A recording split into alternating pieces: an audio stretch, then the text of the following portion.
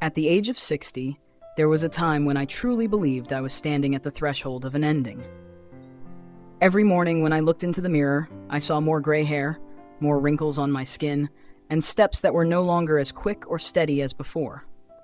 Those changes made my heart sink, because deep down, I feared that I was gradually becoming useless in a world that constantly glorifies youth and speed. I once thought that growing old meant stepping back, accepting a life lived mostly in memories, and making room for younger generations. There were days when I felt like an outsider, quietly watching the flow of life pass by, no longer strong enough to fully join in. But then, as I faced those very thoughts, I began to understand something different. The signs of aging were not necessarily reminders of an ending, but signals that a new stage was opening. I realized that I was no longer caught up in the same rush as before, no longer having to chase goals just to prove my worth. Turning 60 gave me a precious pause, a space where I could stop, look back on the path I had walked, and listen to myself more deeply. In that slowing down, I began to understand that life was not closing its doors, but simply shifting into a deeper, more meaningful rhythm.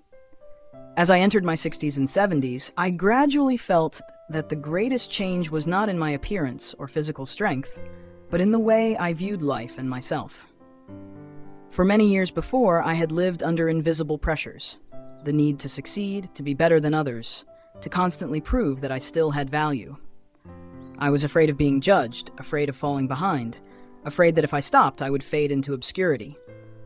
Those fears kept me in a constant state of tension, even when I was not fully aware of it.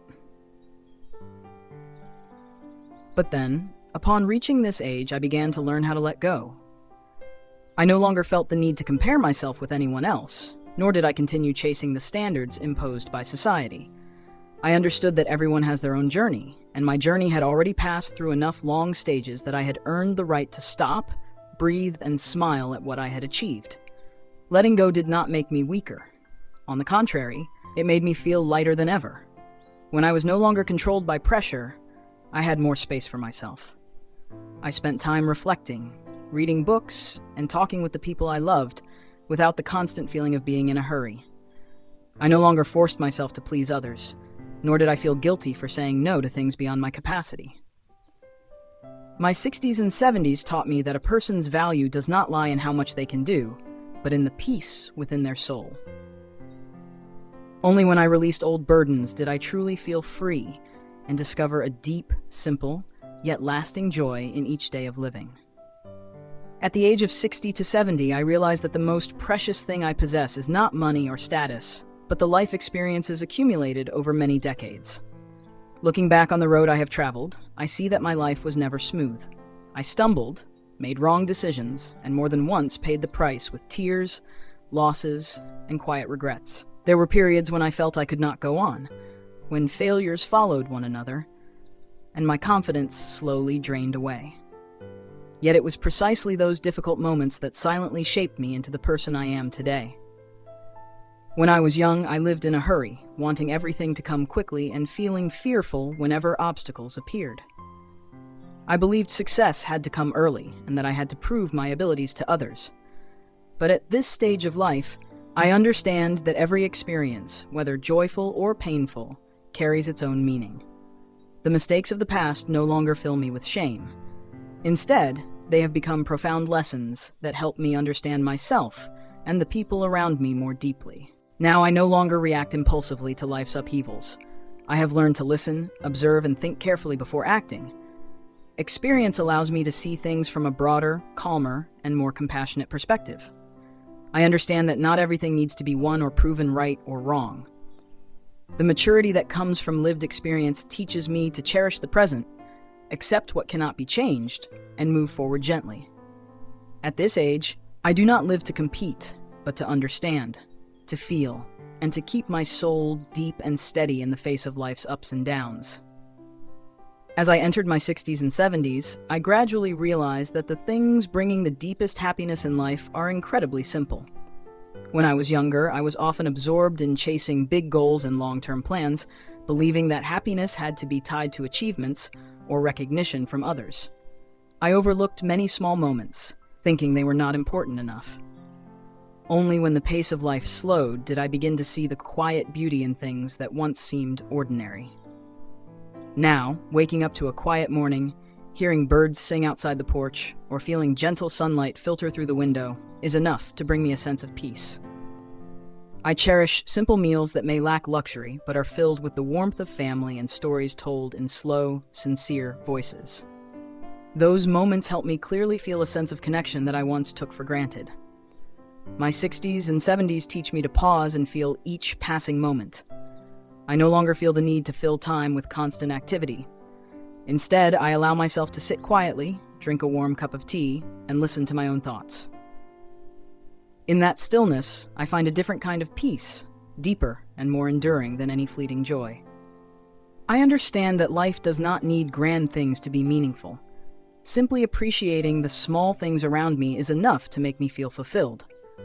Those simple moments not only nourish my soul, but also help me live more slowly, more deeply, and with gratitude for life, which still gives me the chance to fully experience each present day. At the age of 60-70, I realized that my concept of happiness has changed greatly compared to earlier years. When I was young, I believed happiness was tied to great success, to high positions at work, to owning many assets, and to being admired by others. I spent much of my life pursuing those goals, sometimes at the cost of my health, time, and precious moments with my family. Back then, I did not realize that I was missing out on many simple joys already present around me.